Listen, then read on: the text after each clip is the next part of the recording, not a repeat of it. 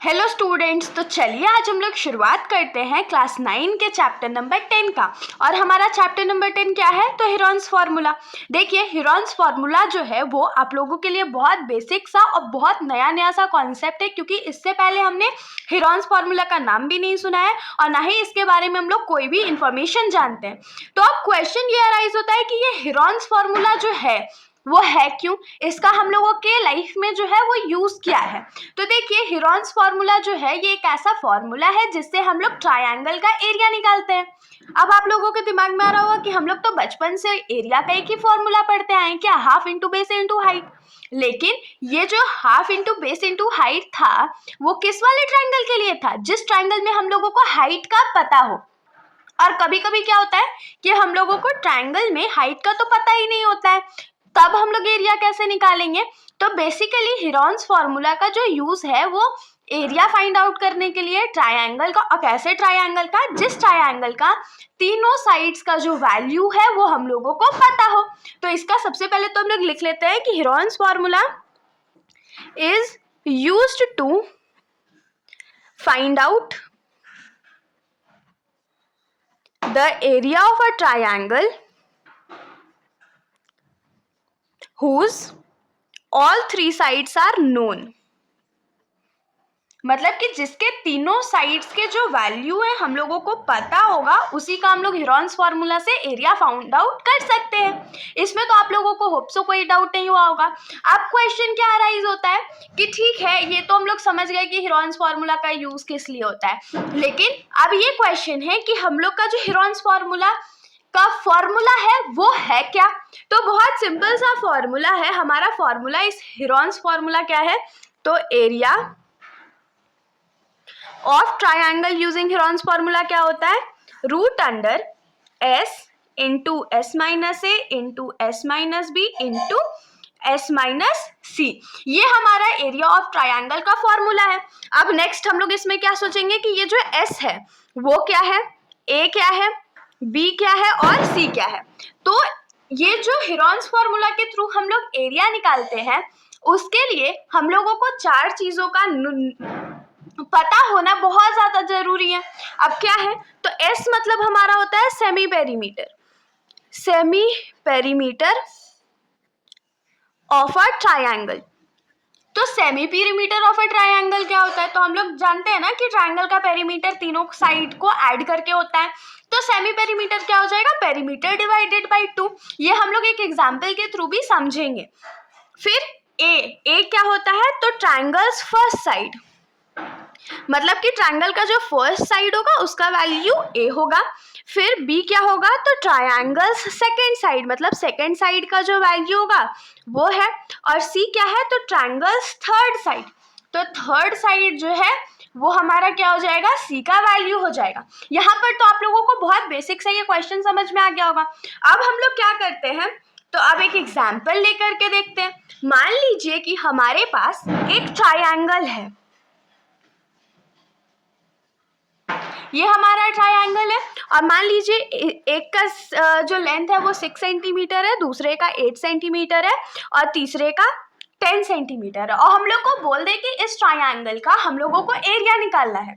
तो इसमें half into base into height का तो फॉर्मूला यूज नहीं हो सकता है, क्योंकि ना हम लोग को हाइट पता है ना हम लोगों को बेस पता है। और जहां पर हम लोगों को तीनों साइड नोन होता है वहां पर तो हम लोग हेरॉन्स फार्मूला का यूज करते हैं। तो हेरॉन्स फार्मूला फटाक से यूज कर लेते हैं। तो हेरॉन्स फार्मूला यूज करने के लिए सबसे पहले तो हम लोग को पेरीमीटर चाहिए, या जिसको हम लोग सेमी पेरीमीटर भी लिख सकते हैं। तो इसको कैसे सॉल्व करेंगे? हम लोग लिखेंगे let A is equals to 6 centimetre, मतलब फर्स्ट साइड हम लोग किसको मानेंगे? तो 6 सेंटीमीटर को। B is equals to 10 centimetre. B हमारा क्या हो जाएगा? 10 सेंटीमीटर मतलब सेकेंड साइड। और सी क्या हो जाएगा? तो 8 सेंटीमीटर मतलब कि थर्ड साइड। यहाँ पर तो आप लोगों को कोई दिक्कत नहीं होगा, ये हम लोग खुद अज्यूम कर लिए। अब सेमी पेरीमीटर फाइंड आउट करेंगे। तो सेमी पेरीमीटर एस का जो वैल्यू होता है वो क्या होता है? A plus B plus C by 2। तो a plus B plus c क्या होता है? पेरीमीटर ही ना होता है। तो पेरीमीटर बाई 2 लिखो या a plus B plus C by 2 लिखो, बात एकदम बराबर है। अब वैल्यूज पुट करो। तो a का वैल्यू क्या हो जाएगा? 6 centimetre plus 10 centimetre plus 8 centimetre divided by 2। तो 6 प्लस 10 क्या होता है? 16 होता है, और 16 प्लस 8 कितना होता है? तो 24 सेंटीमीटर डिवाइडेड बाई 2। अब जब 24 को हम लोग 2 से डिवाइड करेंगे तो हम लोगों को क्या मिलेगा? 12 सेंटीमीटर मिलेगा। मतलब कि यहाँ से सेमी पेरीमीटर या एस का जो वैल्यू है वो हम लोगों को क्या मिल गया? 12 सेंटीमीटर मिल गया। अब तो हम लोग फटाक से क्या कर सकते हैं? एरिया निकाल सकते हैं। तो चलिए निकाल लेते हैं।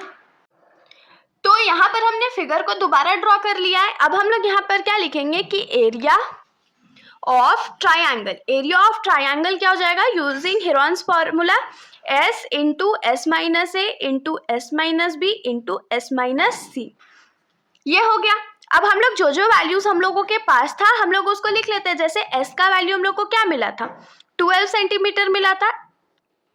ब्रैकेट में फिर से 12 सेंटीमीटर, क्योंकि S का वैल्यू तो 12 सेंटीमीटर था, माइनस A का वैल्यू हमारा क्या था? तो 6 सेंटीमीटर। फिर रूट के अंदर ही ये कंटिन्यूड है, क्या है? तो 12 सेंटीमीटर माइनस 10 सेंटीमीटर, और फिर से ये क्या हो जाएगा? 12 सेंटीमीटर माइनस 8 सेंटीमीटर। तो जो जो वैल्यूज थे वो हमने पुट कर दिया यहाँ पर। अब यहाँ पर हम लोग क्या करेंगे?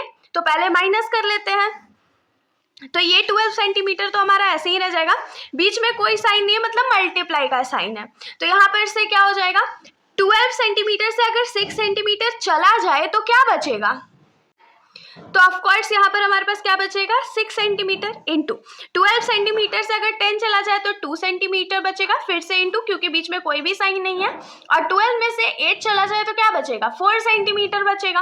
अब जिनको भी प्राइम फैक्टराइजेशन नहीं करने आता है वो लोग मेरे चैनल के प्लेलिस्ट पर जाकर के बेसिक मैथ्स का जो कॉन्सेप्ट है वो देख सकते हो। वहाँ पर सेपरेट प्लेलिस्ट बनाई गई है जिसमें आप लोग स्क्वायर रूट भी फाइंड कर सकते हो, प्राइम फैक्टराइजेशन, एलसीएम, एचसीएफ सारे का फॉर्मूलाज दिया हुआ है और अच्छे से एक्सप्लेन करा हुआ है। बाकी जिनको आता है उनके लिए हम लोग दोबारा इसको कंटिन्यू करते हैं। ये क्या हो जाएगा? सबसे पहले तो जो नंबर्स हम लोग उसको सेपरेट कर लेते हैं, जैसे कि 12 इंटू 6 इंटू 2 इंटू 4। और यहाँ पर देखिए सेंटीमीटर जो है वो कितने टाइम्स है? तो 4 टाइम्स है, मतलब ये क्या हो गया? सेंटीमीटर का पावर 4 हो जाएगा। अब यहाँ पर प्राइम फैक्टराइजेशन करते हैं, तो 12 का जब प्राइम फैक्टराइजेशन करेंगे तो ये 2 के टेबल में 6 टाइम्स में, फिर ये 2 के टेबल में 3 टाइम्स में, मतलब इसका प्राइम फैक्टराइजेशन जो है वो क्या हो जाएगा? 2 इंटू 2 इंटू 3। 6 का यहीं से देख सकते हैं, ये क्या हो जाएगा? 3 इंटू 2 इंटू फिर से 2 है, और फिर 4 को क्या लिख सकते हैं? 2 इंटू 2, और सेंटीमीटर का पावर 4। तो यहाँ पर 2 का पेयर बना, 3 का पेयर बना, 2 का पेयर बना, फिर से 2 का पेयर बना। तो जिस जिस नंबर्स का पेयर बन जाता है हम लोग उसके पेयर में से एक नंबर बाहर ले आते हैं। जैसे इन दोनों 2 के बदला एक 2 बाहर आ जाएगा, इन दोनों 3 के बदले एक 3, इन दोनों 2 के बदले एक 2, और इन दोनों 2 के बदला एक 2। और क्योंकि सेंटीमीटर 4 है तो बाहर तो 2 ही आएगा ना, तो यहाँ से ये क्या हो जाएगा? सेंटीमीटर स्क्वायर बाहर आएगा। अब इसको मल्टीप्लाई कर लेते हैं। 2 3 जा 6, 6 2 जा 12, और 12 2 जा 24 सेंटीमीटर स्क्वायर। तो यहाँ पर से हम लोग को क्या मिल गया कि area of triangle is equal to क्या हो जाएगा? 24 सेंटीमीटर स्क्वायर। तो इसके साथ ये जो हेरोन्स फॉर्मूला के साथ हम लोग क्वेश्चन सॉल्व करते हैं उसका एक एग्जाम्पल भी देख लिया, हेरोन्स फॉर्मूला क्या होता है वो भी देख लिया। अब जो क्वेश्चंस इससे रिलेटेड है, एक्सरसाइज के क्वेश्चंस हम लोग नेक्स्ट वीडियो से देखेंगे। तब तक के लिए अगर वीडियो अच्छी लगी तो वीडियो को लाइक करिएगा, और मेरे चैनल को बिना सब्सक्राइब करे कहीं भी मत जाइएगा। Thank you.